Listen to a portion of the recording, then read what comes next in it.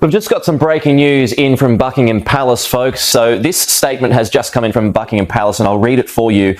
It goes on to say, His Majesty has today initiated a formal process to remove the style, titles, and... King Charles had opened thousands of official files, signed documents that changed royal lives, and faced secrets capable of shaking the crown.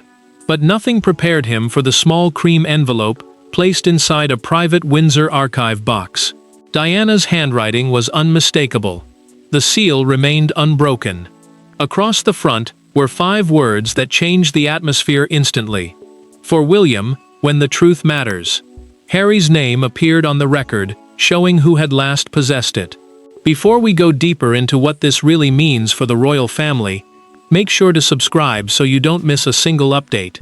Charles sat motionless at the Windsor writing desk, turning the envelope beneath the lamp as though another angle might change what he was seeing. It did not. He removed his glasses slowly, and the curiosity in his face hardened into alarm. The private archive box, a secured container used to preserve personal royal papers outside public access, had recently been returned from Harry's possession. Yet this note had never appeared in any official inventory. Diana had left messages for both sons, but this one had remained hidden for decades, untouched, unrecorded, and beyond palace control. The king felt grief first, then fear, then anger. He could not know whether the words inside carried comfort, warning, or a truth capable of reopening every wound Diana's death had left behind. What he did know was far simpler and far more painful. The envelope had been written for William, and William had never received it. The future king answered the private call in silence. When Charles told him that an unopened note bearing their mother's handwriting had been found, William did not sound relieved. He did not ask what it contained. His voice tightened, and he asked only, who had it? That question changed everything, because the archive transfer record named Harry as the final private holder before the box returned to Britain. Charles closed the ledger with sudden force. He refused to let an aide make the call, placed the envelope inside a red dispatch case, a locked case used by the monarch to carry sensitive state and family papers, and ordered that his younger son be brought to him privately. Camilla watched him cross the room, gripping the handle too tightly. She understood that this was not merely an archive dispute. The monarch was carrying Diana's voice, William's unanswered pain, and Harry's unexplained silence into one unavoidable confrontation. Before William could break the seal, Charles intended to learn why his younger son had kept the message from the man it was meant to reach. But the sealed note was not merely carrying Diana's words. It was carrying every unresolved grievance between a father and the 2 sons he had never learned how to protect at the same time. To the outside world, the discovery concerned a missing letter. Inside the royal family, it touched something far more dangerous. William and Harry had spent years carrying the same loss in completely different ways, while Charles had lived with the knowledge that every mention of Diana could instantly transform him from king into a grieving, defensive father. Now one sealed message threatened to expose not only what she wanted William to know, but why Harry had kept it close. William stood beside a window with his hands locked behind his back, staring into the distance as though he could delay what was coming. Catherine remained close, saying nothing until he finally admitted that the note frightened him. It was a direct link to his mother, untouched and private, yet it also carried the possibility of another burden falling onto him as heir. The heir is the person expected to inherit the throne, and for William, that role already demanded that personal pain be carried without weakening public duty. He told Catherine he did not want Diana's words dragged into another royal war. She reached for his hand, and the prince held on longer than either of them expected. Harry faced a different fear. For years, he had treated the protection of Diana's memory as a personal responsibility, almost a promise.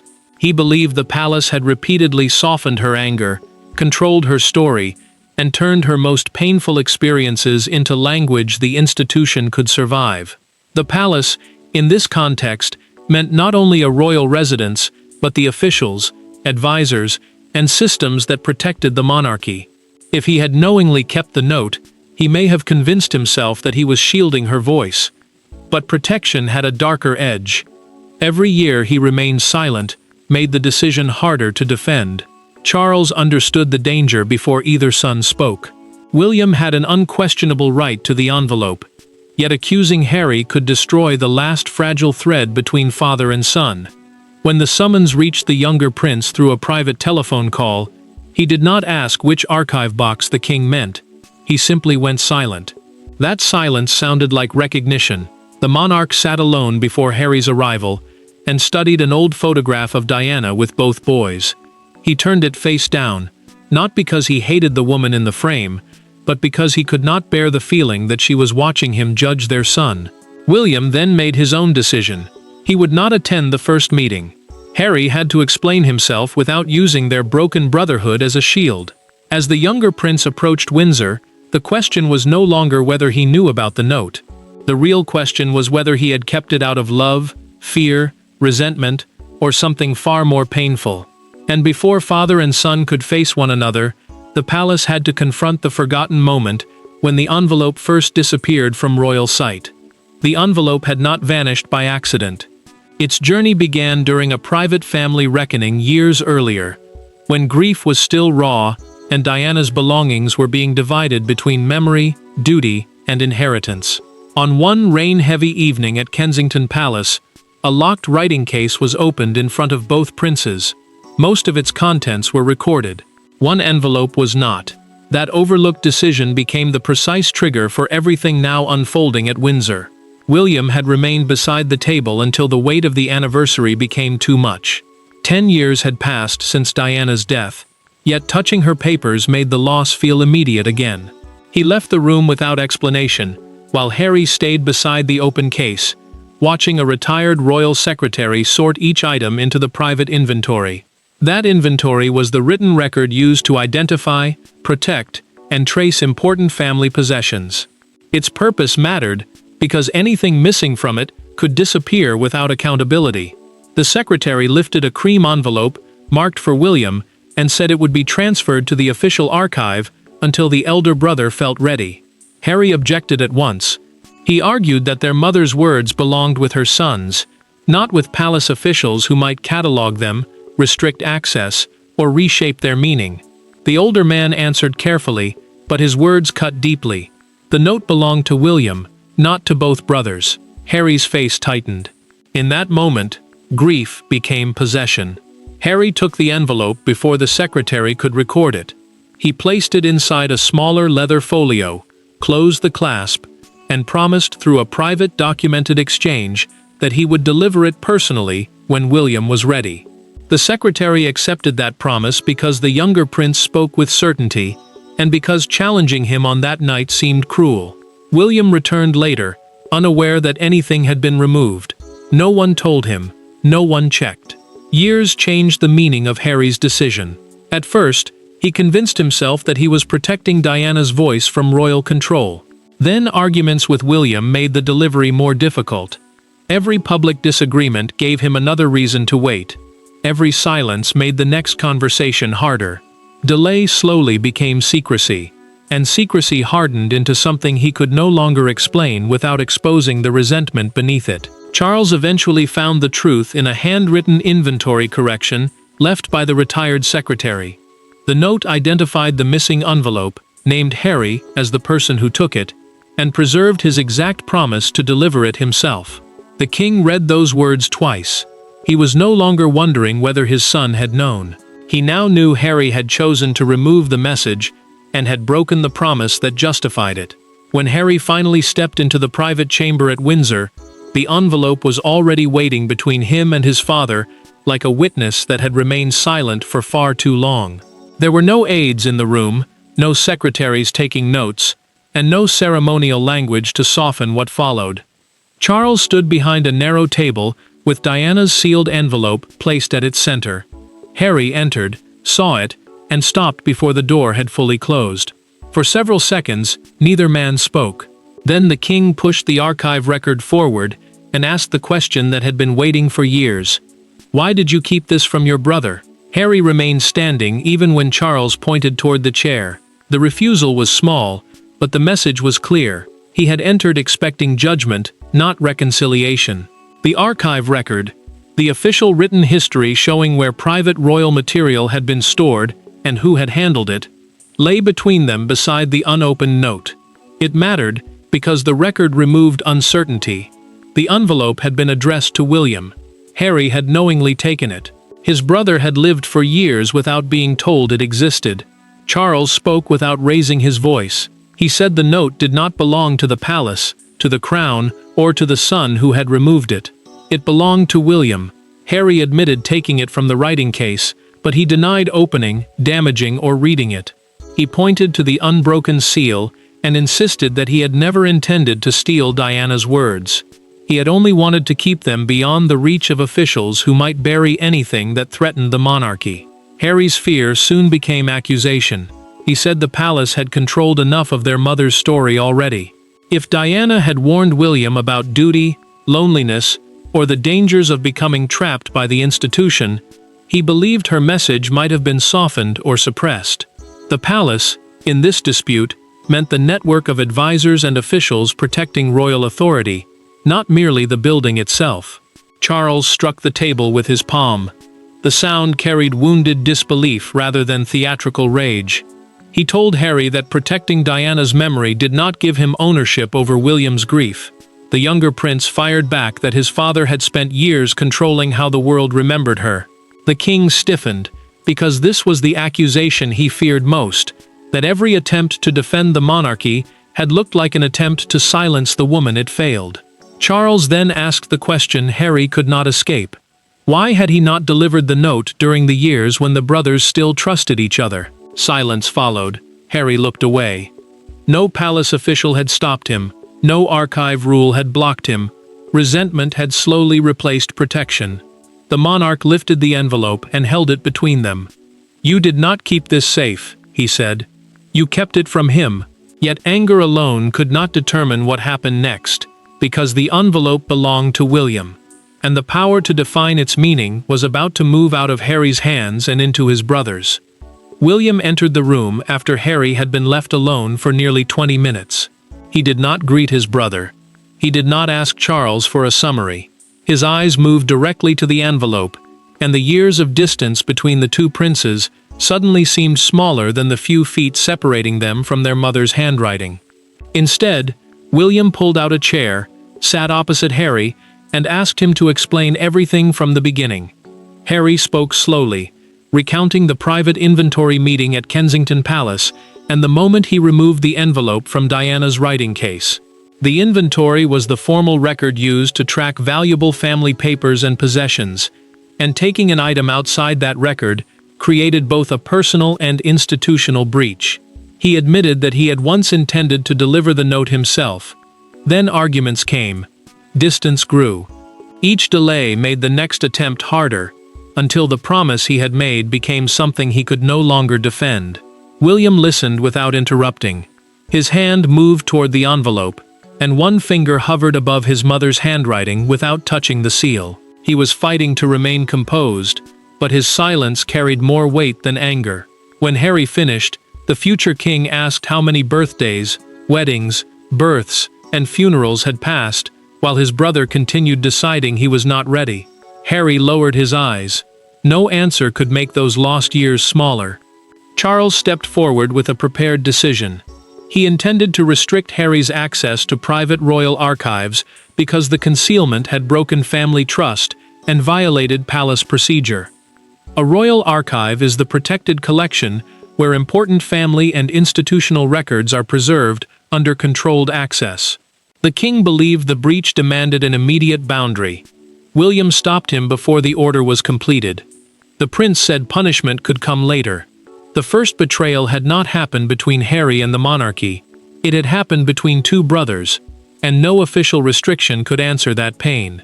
Charles studied his elder son, then stepped back. For once, he allowed William to lead without interference. A legal advisor entered only long enough to confirm, through a private documented briefing, that the note could be opened without becoming part of the public royal record. Diana's words would not automatically become crown property, meaning property formally controlled by the monarch or institution. That removed the fear Harry had used to justify keeping it. William made his decision. He would read the note alone. Charles and Harry would wait outside, and neither man would shape his first encounter with their mother's voice. The monarch accepted the choice. The younger prince did not argue. The room emptied, the door closed, and William was left alone with the one voice powerful enough to change how he saw both his father and his brother. William held the envelope for several minutes before opening it. The paper inside was shorter than he expected, written not as a royal warning or a political instruction, but as a mother's private appeal to her eldest son.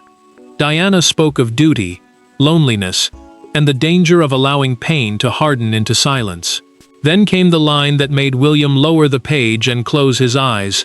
She asked him never to abandon Harry when anger made understanding difficult. William reached for a silver letter opener and guided it beneath the seal with a trembling hand.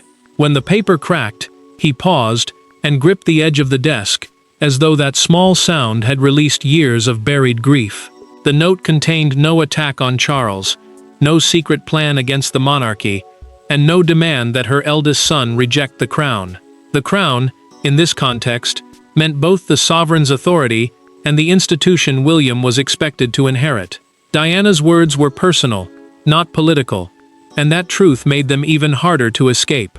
The prince read on. His mother urged him to lead without losing compassion, and to remember that Harry might carry pain through defiance, anger, and flight. She warned that grief could make brothers misunderstand each other, especially when one remained close to duty and the other ran from it.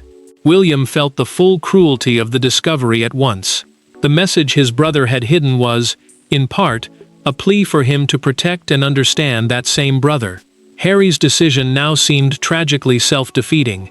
By keeping the note away from palace control, he had also kept Diana's appeal away from the one person meant to hear it. Years of mistrust had concealed the very words that might have softened the distance before it hardened into estrangement. William returned to the adjoining room with red eyes and a controlled posture. Charles looked toward the envelope, while Harry searched his brother's face for an answer. The future king gave the note to neither man. He said the full contents would remain private because their mother had written to a son, not to an institution, a court, or the public.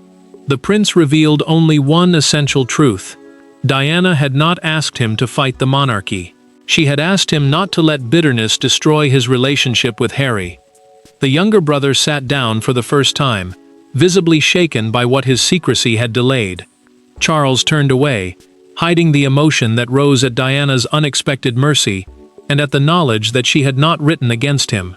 The sealed message had finally been delivered, but its most difficult demand could not be fulfilled by reading alone. It required two brothers to speak without the protection of anger. Charles left the room without issuing an order. For once, the king understood that his presence would only give both sons another authority to resist. William and Harry remained behind with no advisors, no wives, no palace officials, and no institutions standing between them. The note stayed folded inside William's hand.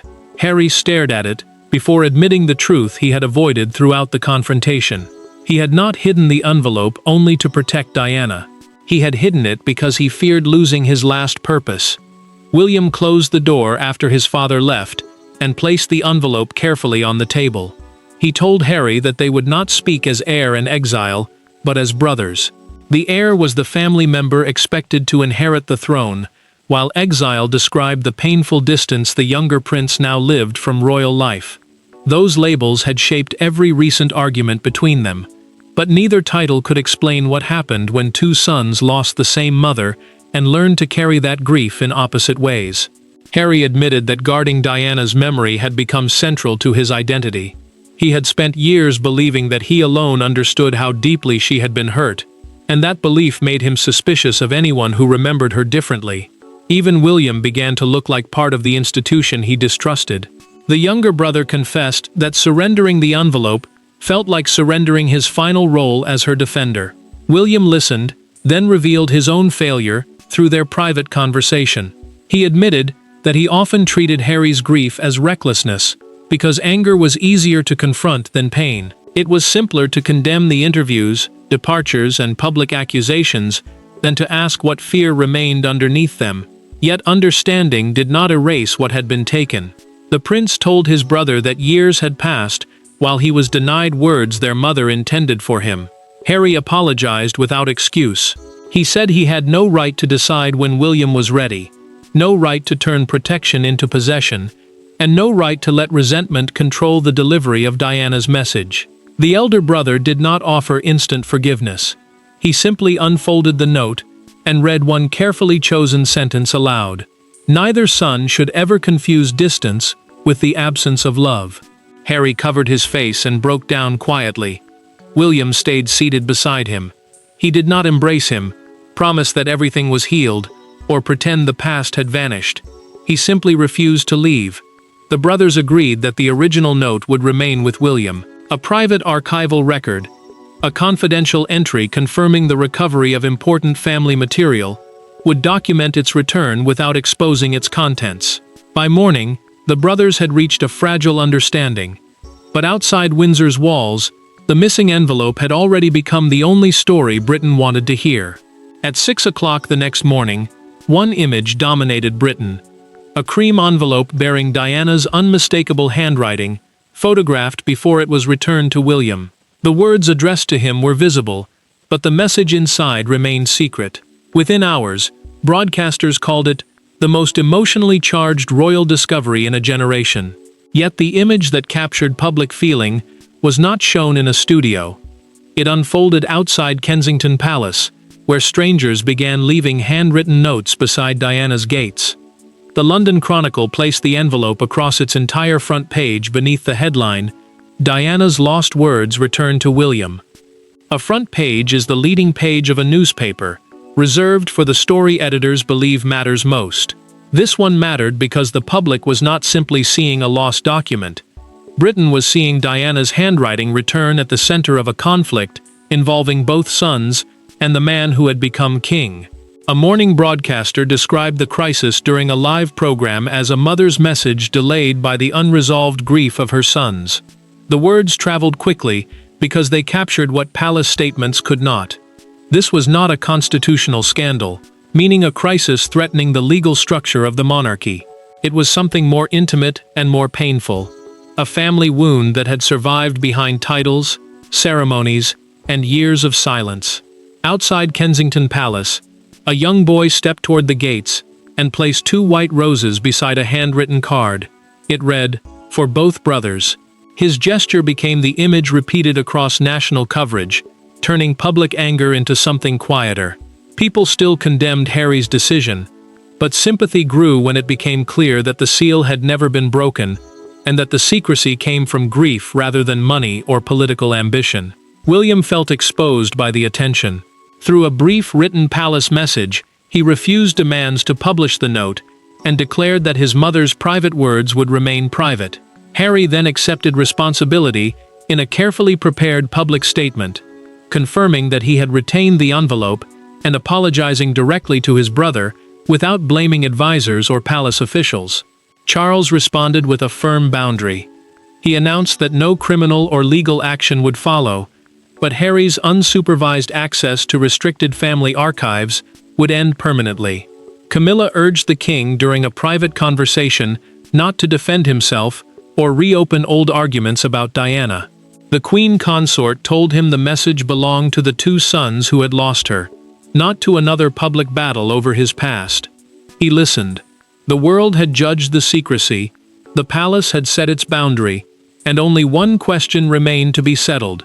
What would this discovery permanently change inside the family itself? The sealed note did not overthrow a king, expose a hidden conspiracy, or tear the monarchy apart. Its power was quieter and ultimately more devastating. Diana's words forced Charles, William, and Harry to face the truth each had avoided. Their deepest conflict had never been about documents, titles, or royal control. It was about grief carried in isolation. By the time the envelope was placed in William's private safe, every man involved understood that silence had cost them more than honesty ever could. William made the final decision without ceremony. The original note would remain among his private family papers, not inside the institutional royal archives. Those archives are the protected collections where official records of the monarchy are preserved and controlled. Keeping the message outside them mattered, because Diana had written as a mother, not as a royal figure issuing instructions to the crown. Her words belonged to her son, and the prince would protect that boundary. Harry accepted responsibility in a formal written acknowledgement. He admitted that withholding the envelope had been wrong, and promised never again to remove or retain family material intended for another person. The statement was not designed for public sympathy. It was a private record of accountability, signed because apologies alone could not repair trust. Charles imposed the final consequence with restraint. His younger son lost independent access to restricted royal collections, meaning he could no longer enter or examine sensitive family archives without supervision. Yet the king rejected humiliation, legal action, and permanent exile. He understood that punishment without mercy would only repeat the pattern Diana's note had warned against. The father then spoke to Harry alone.